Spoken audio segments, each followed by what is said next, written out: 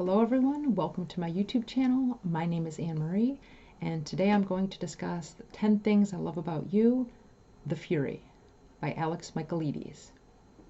Before I delve into the book, let me remind you that I will not reveal any plot twists, nor will I spoil any surprise endings, so don't worry about that. The whole point of this is to give you an inside peek into the book. If you've already read it, or if my video inspires you to do so and you feel compelled to add to my list, please do so in the comments and I will take a look. In addition to The Fury, Alex Michaelides is also the author of The Maidens and The Silent Patient. In my opinion, all three books are spectacular.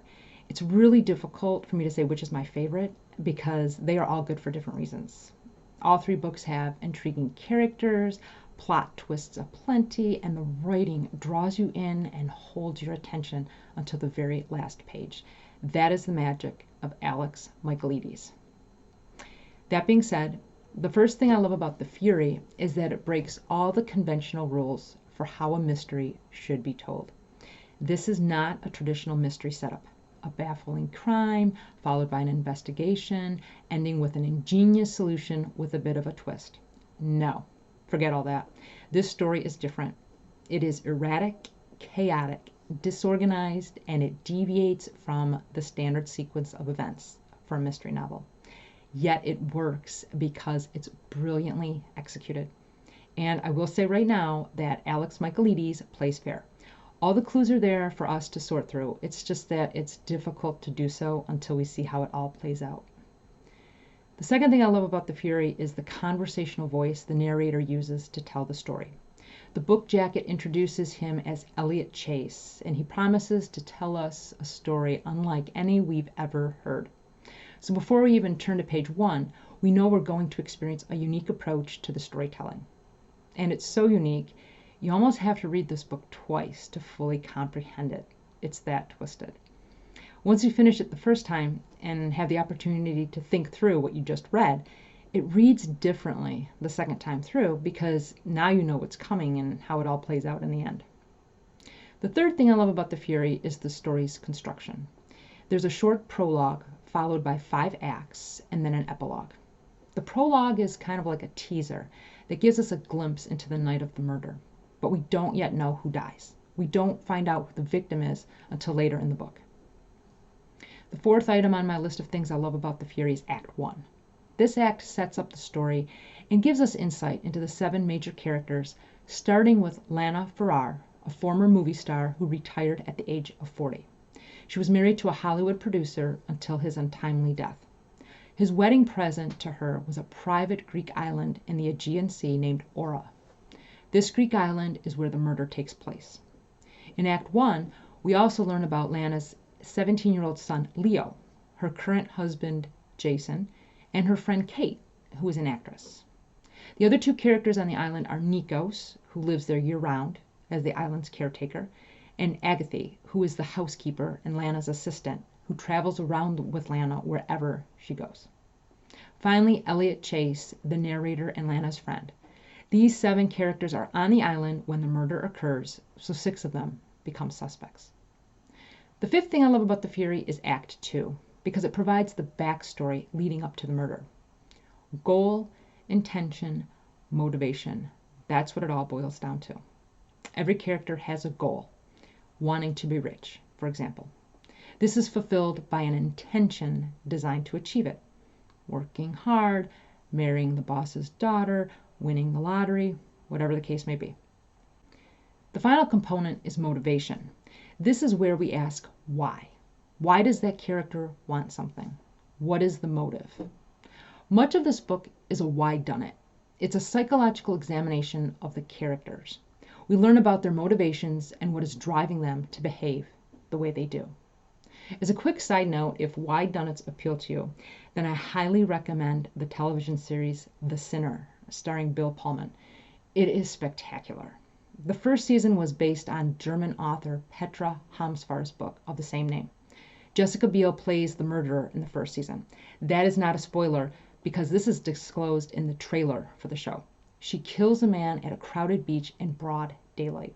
This isn't a question of who did it or what happened because we already know that. The question is why did she do this? What compelled her to act this way? What is the psychology behind her actions? The 8 episodes in season 1 explore that and center on what happened in her life leading up to the murder. In the same way, most of The Fury explains what was happening in the characters' lives leading up to the murder. Unlike The Sinner, however, we don't know who the murderer is until the end of the book. So The Fury does have an element of whodunit as well. Number 6 on my list is Act 3. It opens with a quote from Ernest Hemingway. "It is not unnatural that the best writers are liars.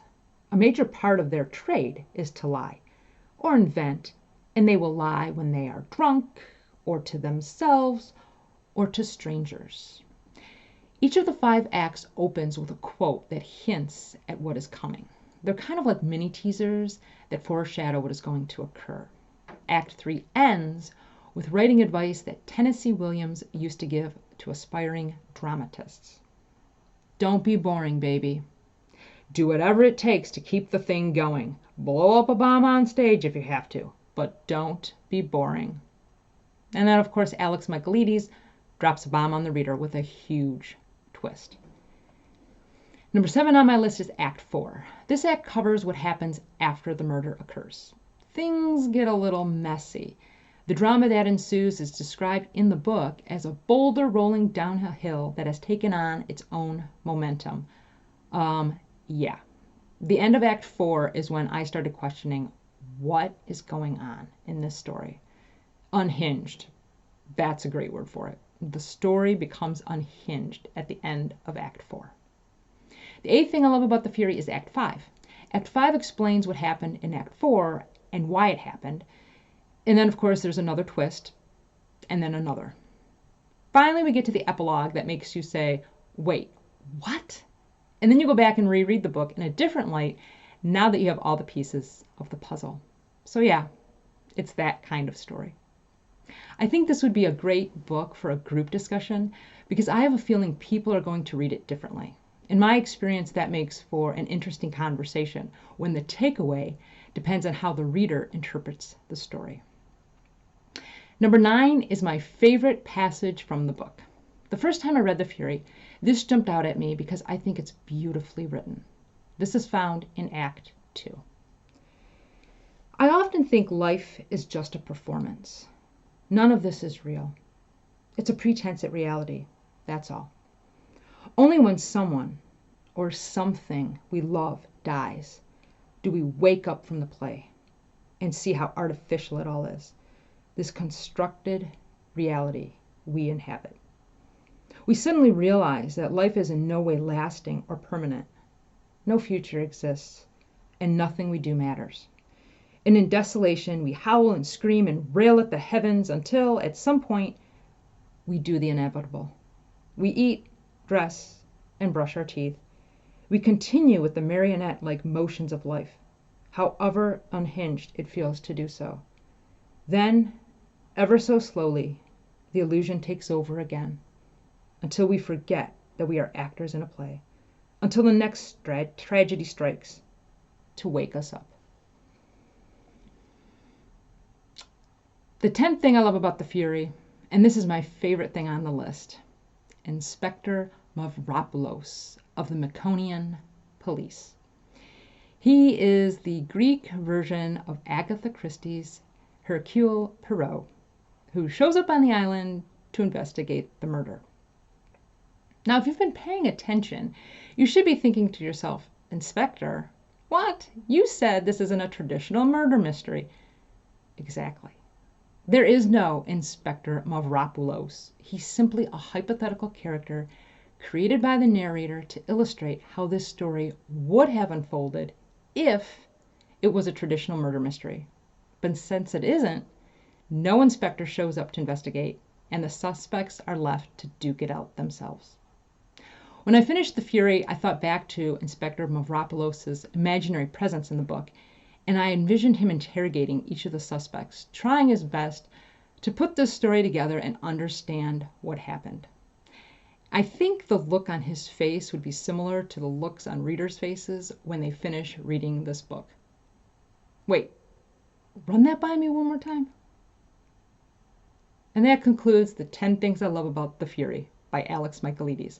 If you've read the book and would like to add to my list of things to love, feel free to do so in the comments. Until next time, take care, be well, and happy reading.